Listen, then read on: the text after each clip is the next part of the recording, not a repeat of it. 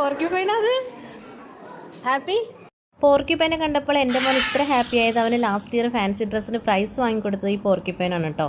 ഈ ഈദ് അവധിക്ക് മക്കളെ കൊണ്ട് കാണിക്കാൻ പറ്റിയ ഒരു അടിപൊളി സ്പോട്ടാണിത്. ഇതുപോലുള്ള ഒരുപാട് ആനിമൽസ് ഉണ്ട് ഇവിടെ. മസ്കറ്റിൽ നിന്ന് 1.5 മണിക്കൂർ ട്രാവൽ ചെയ്യുമ്പോഴുള്ള ഇബ്രയിലാണ് ഈ ഒരു സൂ ഉള്ളത്.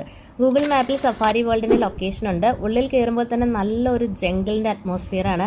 ഈ ഒരു തീം കുട്ടികളെ പോലെ തന്നെ നമുക്കും ഇഷ്ടപ്പെടും. ഞങ്ങൾ റമദാൻ ടൈമിൽ പോയപ്പോൾ എടുത്ത വീഡിയോ ആണിത്. അന്ന് ടിക്കറ്റ് ചാർജ് ഒരാൾക്ക് 3 റിയാലായിരുന്നു. ഈ ഒരു ജംഗിൾ ഏരിയയിൽ കുട്ടികൾക്ക് കളിക്കാനും അതുപോലെ തന്നെ നല്ല ഫോട്ടോസ് എടുക്കാനും പറ്റിയ ബാക്ക്ഗ്രൗണ്ട് ഒക്കെ ഉണ്ട് കേട്ടോ. ഇതെന്താ സംഭവം എന്ന് ആലോചിച്ച് നിൽക്കുകയാണ് ആള്. അങ്ങനെ ആന ശൂശിച്ച് പോകാന്ന് പറഞ്ഞപ്പോൾ പിന്നെ അവൻ ആ വെള്ളത്തിൽ തൊടാൻ പോലും പോയില്ല കേട്ടോ. അകത്ത് ചൂടൊന്നുമില്ല, ബട്ട് പുറത്ത് നല്ല ഹോട്ടാണ് ഗൈസ്. പിന്നെ ഇടയ്ക്കിടയ്ക്ക് ഇതുപോലെ വെള്ളം സ്പ്രേ ചെയ്യുന്നതുകൊണ്ട് ചെറിയൊരു ആശ്വാസമുണ്ട്, വളരെ ചെറിയ ആശ്വാസം. Not the point.